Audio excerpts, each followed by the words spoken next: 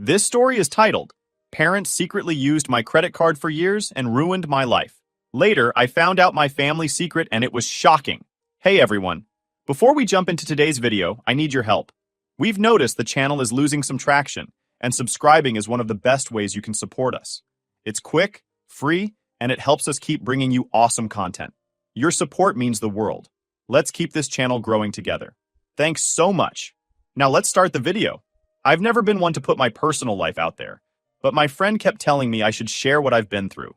He said my story might help someone else going through something similar. So here I am. Growing up, I always had this nagging feeling that I didn't really belong. My parents weren't exactly what you'd call warm or loving. They took care of the basics, a roof over my head, clothes, food, but that's where it stopped. Anytime I questioned them or didn't do exactly what they wanted, they'd throw it back in my face. After everything we've done for you, this is how you repay us? It was their go-to line for everything. When I got a bad grade, when I couldn't afford to chip in for a family expense with my part-time job money, or when I simply disagreed with them, it didn't matter. That line was their trump card, and it worked. For years, it kept me in check. But even as a kid, I noticed things that didn't make sense. For one, I didn't look like anyone else in the family. My dad was tall with blonde hair and blue eyes, while my mom was a petite redhead. Then there was me, dark-haired and brown-eyed, always being asked by strangers if I was adopted. When I brought it up, my mom would laugh it off, saying something about distant relatives and genetics. It didn't add up, but I was a kid, so I didn't press the issue. As I got older, the unfair treatment became more obvious. My parents always found ways to criticize me, no matter what I did. When I got in trouble at school, they acted like it was a reflection of their parenting failures. If I forgot to do a chore or got a C on a test, it turned into a lecture about how I was wasting their sacrifices. By the time I was a teenager, I'd learned to keep my head down and avoid drawing attention to myself. It didn't stop the constant criticisms, but it made life slightly more bearable. When I graduated high school, I had dreams of going away to college. I wanted to get as far from them as possible, but financially, it wasn't realistic. My part-time job didn't pay enough to cover tuition and living expenses, and I didn't want to take on massive student loans. My parents offered to let me stay at home, but there was a catch. I had to pay rent. "You're an adult now," my dad said. "We're not running a free hotel." I didn't argue. I wasn't a freeloader, and I didn't want to give them another reason to hold something over my head. So I paid them rent every month, even though I was juggling a full course load and a part-time job. Looking back, it's obvious they were just milking me for extra cash. My rent money didn't go toward household expenses. It went toward my mom's shopping sprees and my dad's weekend golf trips. Meanwhile, I was scraping by, eating ramen noodles and wondering if I'd made a mistake staying there. Even back then, I noticed how they always seemed to have money for ridiculous things. My mom would come home with overpriced handbags and designer shoes, while my dad would boast about upgrading his latest gadgets. It didn't add up, but I figured they were just irresponsible with their finances. It wasn't until much later that I realized they might not have been spending their own money at all. Everything changed when I was looking for my birth certificate to finish some job paperwork. My mom had always kept important stuff in a filing cabinet in the office, so I figured it'd be in there. I started going through the folders, and that's when I saw it. A thick envelope with my name on it. I opened it, and there they were. Adoption papers. My heart started racing. I read through them, trying to process what I was seeing. My biological parents' names were on there. Names I'd never heard before. I sat there for what felt like hours, rereading the papers. I wasn't angry about being adopted, at least not yet. What hit me was the fact that they'd lied to me my entire life. When I confronted my mom about it later that night, her reaction made everything worse. She didn't apologize or explain why they kept it from me. Instead, she got defensive. "We gave you a better life," she said. "Your real family didn't even want you." Her words cut deep. It wasn't just the lie, it was the way she used my adoption as a weapon, like I owed her for saving me. I didn't even know what to say. My dad chimed in, saying I was being ungrateful. Ungrateful? For being lied to my whole life? I couldn't take it anymore. I packed a bag and left that night, crashing at my friend's place. I didn't know where I was going or what I was going to do, but I knew I couldn't stay there. The next few days were a blur. I'd taken just enough clothes to last me a week, and whatever cash I had saved from my part-time job.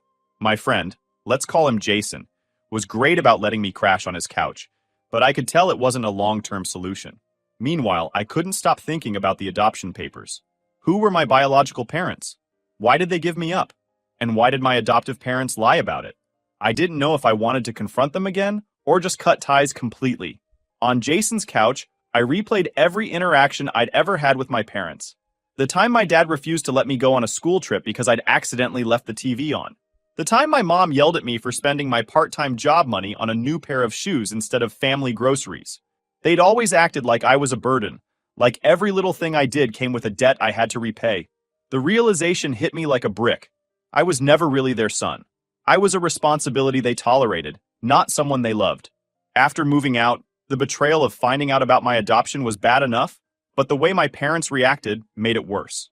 They didn't even try to apologize or explain themselves. Instead, they acted like I was the problem, like I should have just been grateful and moved on. But I couldn't move on.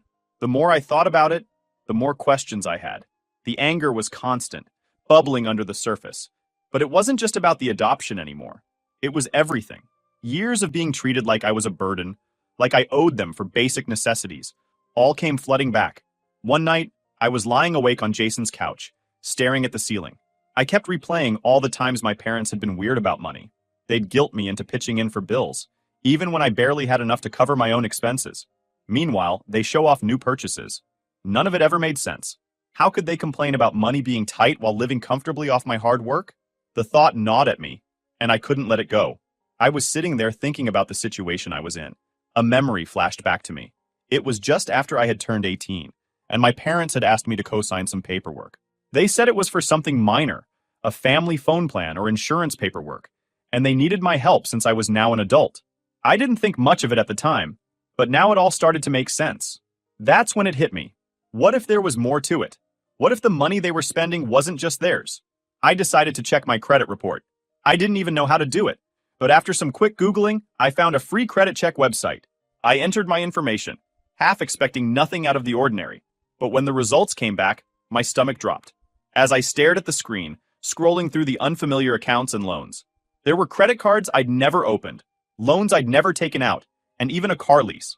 My credit score was a disaster. At first, I thought there had to be some kind of mistake. Maybe it was identity theft, but not from them. Then I started looking at the details, and everything clicked. The dates, the purchases, they lined up with things I'd seen in the house growing up. The TV they bought for the family, my dad's new car, even the furniture in the living room. It wasn't a mistake. It was them. They'd faked my signature. They'd used my name, my identity, to open accounts and take out loans for years. It all made sense now, and it made me sick. I felt like I couldn't breathe. This wasn't just a lie about my adoption. This was a fraud. They had destroyed my financial future without me even knowing it. Jason must have noticed something was wrong because he came over and asked what happened. I showed him the report, my hands shaking as I scrolled through the list of accounts. He let out a low whistle. "Dude, this is bad," he said. "You need to talk to a lawyer." I nodded. Where would I even start? The people who were supposed to take care of me had stolen from me. They'd lied to me, manipulated me, and now I was left to clean up their mess. But as much as it hurt, I knew Jason was right. If I didn't stand up for myself, who would? The next day, I started gathering evidence. I went through every email, text, and financial document I could find. I made a list of all the fraudulent accounts and cross-referenced them with the things my parents had bought over the years. The pattern was undeniable. They'd used me as their personal piggy bank, racking up debt in my name while I was still in high school. Even my part-time job money had gone toward paying bills I hadn't even known were mine. Each new discovery was another confirmation of how deliberate their actions had been. Once I had a clearer picture of the damage, I knew I couldn't face this alone. The next step was finding a lawyer. I didn't have a ton of money, but I found someone who specialized in cases like mine. She listened to everything and said I had a strong case. She was shocked but not surprised. She explained that we could go after them for identity theft and fraud, and possibly file a civil suit to recover damages. It felt overwhelming, but I knew I had to see it through. She said, "Unfortunately, this happens more often than you'd think," she said. "But you have a strong case. We can pursue this." Hearing her say that was like a weight lifting off my shoulders. I wasn't going to let them get away with it. But gathering the evidence was just the beginning. Filing the police report was the next step, and it was one of the hardest things I've ever done. It felt surreal. Not because I felt guilty, I didn't, but because it made everything so real. My parents weren't just bad at parenting, they were criminals. The officer who took my report was professional, but clearly uncomfortable. "It's always tough when it's family," he said. Tough didn't even begin to cover it. The police opened an investigation, and my lawyer helped me file a civil suit. The moment I filed the police report, I knew there was no going back. I wasn't nervous or second-guessing my decision. I wanted to protect myself, yes, but I also wanted revenge. They had spent years dictating how I should feel, how I should act, and what I supposedly owed them. Not anymore. This time, I was the one in charge, and they were going to face the consequences of their actions. When I got back to Jason's, I told him about the report. He was supportive, as always, but I could tell he was worried about me. "You sure you're ready for this?" he asked. "It's going to get messy." "It's already messy," I replied. "But I'm not backing down." Over the next few weeks, things escalated quickly. The police opened an investigation, and my lawyer helped me send cease and desist letters to the creditors. I had to make endless phone calls, explaining the situation to skeptical customer service reps who didn't seem to care. It was exhausting, but every step felt like progress. I wasn't just cleaning up the mess they put me in. I was reclaiming my life. Within a week, they were at my parents' house, questioning them about everything. I imagined their faces when the officers arrived, how they must have scrambled to come up with excuses. It wasn't long before my phone rang. My mom's voice on the other end was frantic, almost desperate. "Why are you doing this?" she asked, her voice cracking. "We're your parents. We took care of you. You're going to ruin everything." I didn't hesitate. "You've already ruined everything," I said, my voice cold. "You lied to me. You stole from me. You don't get to play the victim now." Her tone shifted instantly, like a switch had flipped. The fake remorse was gone, replaced by anger. "You're an ungrateful little brat," she snapped. I hung up without another word. I wasn't going to let her manipulate me anymore. The guilt trips, the emotional blackmail, none of it worked on me now. I was done playing their games. In the end, filing that report was the best decision I've ever made. It didn't fix everything overnight, but it set me on a path to reclaiming my life. My parents had taken so much from me, but they couldn't take my determination. I wasn't going to let them define me anymore. I spent the next few days looking through everything. I took photos of the adoption papers, printed out my credit report, and started digging through old emails and texts. While digging through old emails and financial records, I discovered a mortgage statement in my name, a house I'd never owned or even seen. My parents had taken out a loan under my identity, claiming it was for my future investment. They even forged my signature on the paperwork. This wasn't just carelessness. It was a calculated effort to use my name as their financial scapegoat. The payments had long since defaulted, leaving me with yet another financial mess to clean up. The scale of their deceit was staggering. Plot. But now it was clear this was part of a larger pattern of manipulation. A few days later, they showed up at Jason's apartment. I didn't even need to see them to know they were there. My mom's voice was loud enough to hear through the door, alternating between sobbing and shouting. My dad's tone was colder, more calculated. "You're tearing the family apart," he said, as if their actions hadn't already done that. My mom was begging, her voice desperate. "Fix this," she cried. "Make it right. We can work this out." I didn't even open the door. Instead, I called the cops. Watching them get escorted off the property was surreal. My dad was furious, shouting something about how I was ruining their lives. My mom was still crying, pleading with the officers to let her talk to me. But I didn't care.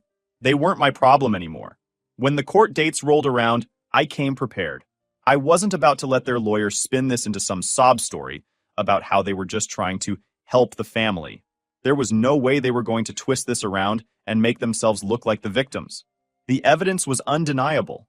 I had the credit reports, the adoption papers, the forged documents, and the messages from my mom practically admitting to what they'd done. It all painted a clear picture. They had used me for years, treating me like a resource instead of a person. Their lawyer tried to argue that it was all a misunderstanding, that they hadn't intended to harm me. It was laughable. The judge wasn't buying it, and neither was I. My parents weren't careless, they were deliberate. They knew exactly what they were doing, and they thought they could get away with it. When the verdict was read, I felt a surge of satisfaction. They were ordered to pay restitution, and were found guilty of multiple counts of identity theft and fraud. Watching their faces as the judge handed down the sentence was a moment I'll never forget. My dad's smug confidence was gone, replaced by disbelief. My mom looked like she was about to cry, but for once I didn't care. They thought they could use me, manipulate me, and ruin my future without consequences. They were wrong. It wasn't just about the money or the guilty verdict. It was about standing up for myself and proving that they couldn't control me anymore. For years, they had made me feel small, powerless, like I owed them for every little thing. But now, the tables had turned. They were the ones who had to answer for their actions, and I was the one holding them accountable. That's the kind of justice they never saw coming. When everything finally started to settle down with my adoptive parents being held accountable, I decided I needed to close one more chapter in my life. I had to find out the truth about my biological parents. Not knowing who they were or why they gave me up had been eating at me since the moment I found those adoption papers. It wasn't just curiosity. It was about understanding where I came from and finding something real after all the lies. At first, I wasn't even sure where to start. I had their names from the adoption papers, but that wasn't much to go on. I tried looking them up online, but there were too many people with the same names, and nothing really matched up. Eventually, I decided to do one of those DNA tests. You know, the ones where you spit in a tube, and they tell you your ancestry and connect you to relatives. It was the best starting point I had, so I went for it. The results took weeks to come back. When they finally did, I got a few matches with distant relatives. Nothing close, but it was enough to start piecing things together. I reached out to a couple of them, explaining my situation. Most people were kind of hesitant, which I understood, but one person, a third cousin I think, was willing to help. She said she'd heard stories about a relative who had a baby that was adopted out years ago. She didn't have all the details, but she pointed me toward a family that might be connected to my biological mom. From there, I focused on online searches and public records. After a couple of weeks, I found someone who seemed like a match. For the sake of privacy, I'll call Karen, and she lived in a small town about 3 hours away from me. I sent her a carefully worded message, explaining who I was and what I'd found. Then I waited. A week later, she responded. She confirmed that she was my biological mother and said she'd been waiting for this day for years. She told me she had tried to keep me, but things were complicated back then. She was young, barely out of high school, and in a tough spot financially. She said a social worker convinced her and my biological father to sign adoption papers, saying it was just a temporary situation and they'd be able to get me back later. By the time they realized the adoption was permanent, it was too late. Her message pissed me off. Not at her, but at the system. If what she said was true, she was manipulated just like I was. This wasn't some oops situation. It was another example of people taking advantage of someone because they could. I wasn't about to let this slide. I asked for details and she gave them to me without hesitation. She even sent pictures of herself and my biological father from when they were younger. It was very odd to see people who actually looked like me. After a few weeks of messages, Karen asked if I'd be willing to meet in person. I agreed. We decided to meet at a diner halfway between where we both lived. When I walked in and saw her sitting at a booth, I felt vindicated. She stood up and hugged me as soon as I got to the table. It wasn't emotional for me. It was confirmation. This was the woman who was supposed to raise me before the system ripped us apart. We sat there for hours, going over everything. She told me about my biological father, who had passed away a few years ago. She said he'd carried guilt about the adoption for years, and hoped I'd find them one day. Karen also told me about her life after the adoption, how she'd struggled to move forward, but never forgot about me. She even showed me a scrapbook she'd kept with pictures, notes, and even the hospital bracelet from when I was born. It wasn't sentimental for me. It was proof of how much she'd thought about me despite what happened. Meeting Karen wasn't about healing or closure for me. It was about getting answers and setting the record straight. For years, I'd been lied to and treated like I was nothing more than a tool. This meeting confirmed what I already suspected. My adoptive parents weren't saviors. They were manipulators who used me to serve their own selfish needs. What I didn't expect, though, was what came next. Karen mentioned that she had kept in touch with the social worker who had facilitated my adoption. Apparently, this person had known the truth about my adoptive parents all along. They'd seen red flags but looked the other way, choosing convenience over doing the right thing. She offered to reach out to them, and I agreed. I wanted to know why someone would knowingly put me in that situation. A week later, I got an email from the social worker. It was full of excuses and half-hearted apologies, claiming they had no choice and were only following orders. But their words just fueled my anger. It was a pattern I'd seen too many times. People exploiting others and then hiding behind systems or authority to avoid accountability. I didn't respond to their email. I didn't need to. Their weak excuses only strengthened my resolve. Since then, Karen and I have kept in touch. I've even met some of my biological relatives, including a couple of half-siblings I didn't know I had. They've been welcoming, which is more than I ever got from my adoptive parents. It's not about building some fairy tale. In the end, I've completely cut ties with my adoptive parents. They faced additional charges and longer sentences. Every month I get a restitution check from them. It's not enough to undo the damage they've done, but it's a reminder that they're paying for what they did. I've used that money to start rebuilding my life.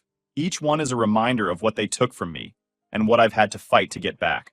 They lost their house, their reputation, everything. Now they had to live with the consequences. So, what's next for me? I'm going to keep saving up for my goal of owning my own home outright. No loans, no debts tied to my name. It might take a while, but I've got time and a plan.